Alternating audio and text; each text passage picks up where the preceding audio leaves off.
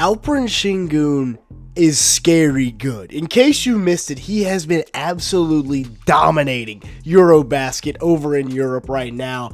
And that includes the three-time NBA MVP Nikola Jokic. Sengun has been the best player on the floor for that matchup and pretty much the entire tournament. And if he brings that to Houston, they're gonna have a problem. And honestly, the dominance shouldn't really come as a surprise. We should have seen this coming because Sengun has been balling for the Houston Rockets. He's been their best player over the past few years, and he'll be just 23 years old next season, coming off a year where he averaged 19, 10.5, 5 assists, a steal in just 31 minutes a game, and shot 50% from the field. The dude is an absolute monster, and honestly, his stats from early in his career compare quite favorably to the three-time MVP who he just matched up with over in EuroBasket. That's right, Nikola Jokic and Alpren Sengun have very similar year 3 and 4s to their careers. As a matter of fact, year 3 was in the advantage of Sengun. But year 4, Jokic averaged about 20 and 12 on 51% shooting from the field to go with about 7 assists.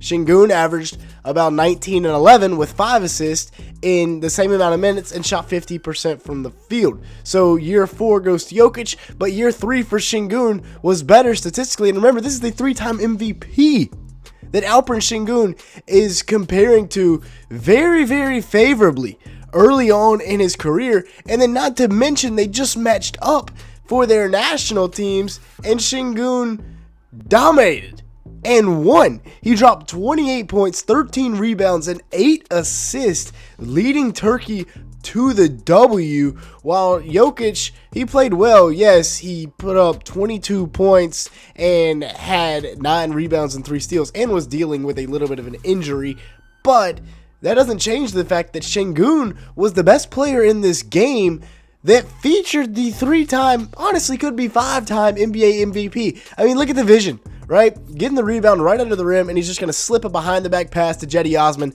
on the cut from the corner. Then right here, he's got the low post isolation, and once again, finds Cedi Osman as he hits this quick spin along the baseline. The help comes, so Osman cuts right behind it. The rotation is too late from Nikola Jokic, and they get the easy layup. And then the outlet in transition. I mean, just getting a rebound, vintage Kevin Love, and throwing it down court as soon as the ball hits his hands, finding the shooter in the corner. And then this is the scary part. The 3 ball has been alive and well for Sengun, but this is a guy that shot 23% from 3 this year in the NBA.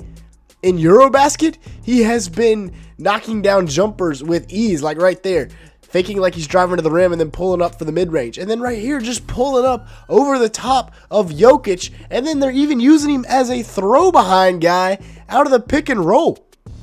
You don't see that often, but he also uses that big body to get easy buckets down low. Like right here, a little bit of finesse, and then the and one, maybe a little bit of theatrics there on the fall. But this is special right here. I mean, we're talking about a 7-footer catching it off the pick and roll and then Euro stepping his way to an easy layup. Now, yes, that could have been called a travel. The refs went with the fact that he caught the ball at the same time as that first foot was going down. Therefore, it would not be a travel. Nonetheless, that is still special for a 6'11", 245-pound man to be able to be that agile coming down the paint. Like right here, a little punch dribble, stop and go, gets to his spot with the left hand. Then the shot fake, spin move, textbook hook shot with the right hand. But that's not it. He's been dominating all EuroBasket long. He's averaging 22 points, 10 rebounds, 7 assists, and 1.6 stocks in 29 minutes a game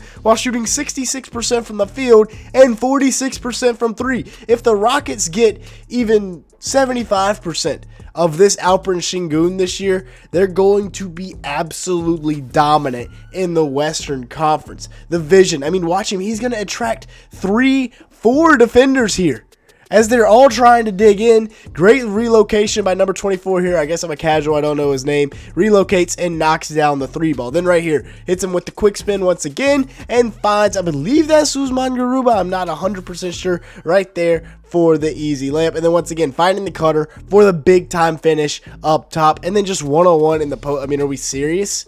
I guess that's not a travel and overseas ball, but he catches it and finishes his own layup that he airballed. Drop coverage. I mean, that's something you don't see out of Sengun very often, but moving the feet, and then once again, being a three-point threat, not just a reliable three-point shooter, a threat from beyond the arc, and then now he's got that pull-up jumper. This is development that we haven't seen out of Sengun, and then clear the runway.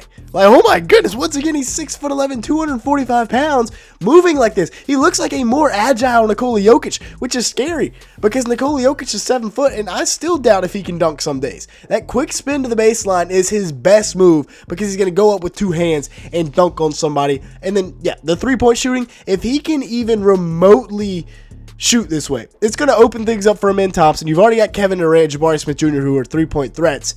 Amin Thompson is just going to be that much better, as well as the other slashers here in Houston. Look out for Alpren Sengun. And maybe part of the reason he's not getting talked about enough is because Kevin Durant, who, yes, he's 37, but he is still a big-time ticket, is now a member of the Houston Rockets as well. Remember, coming off of yet another spectacular season, 26.5 points, 6 rebounds, 4 assists, shot 53% from the field, 43% from 3, and the fact that he does this on such difficult shot attempts, it's just ridiculous. He's the best scorer, most gifted scorer I've ever watched play basketball. Then you have Fred VanVleet as well, who will be the starting point guard. But for me, I think the biggest beneficiary of like Sengun being able to knock down threes and space the floor now is going to be Amin Thompson. The 6'7" wing with a 7-foot wingspan that is a fantastic slasher and unreal athlete. I mean, just look how fast he gets down the court. He averaged 14 points a game, 8.2 rebounds, 3.8 assists, 1.4 steals, and 1.3 blocks. The former number 4 overall pick.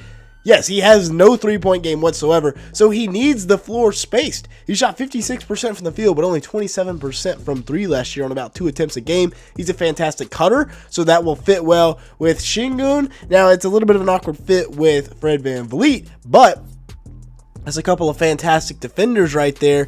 And then Amin working off of Sengun, working off of KD. Remember, versus Golden State in the playoffs, he averaged almost 16 and 7 with 3.3 assists per game. We'll see if he transitions more so into more of a point guard role this year, like what we saw with him at Overtime Elite. But this is spectacular right here. Fred VanVleet working off the pick and roll, just throws it up. I mean, he's down there somewhere, and he goes down and gets it. They've also got Jabari Smith Jr., who I'm looking forward to seeing next year. Averaged 12 and 7 last year in 30 minutes a game, shot 44% from the field and 35% from 3 on 5 attempts.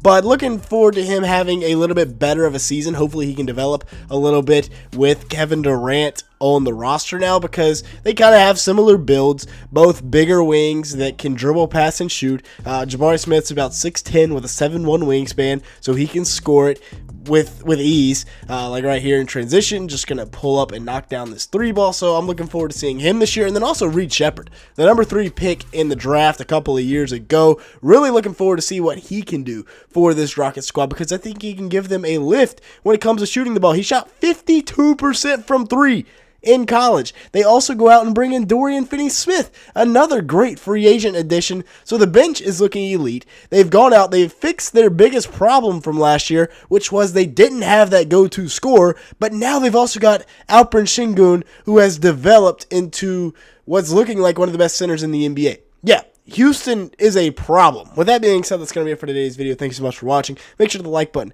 leave me a comment down below, and hit that subscribe button if you did enjoy at any point. And with that being said, thanks so much for watching today's video.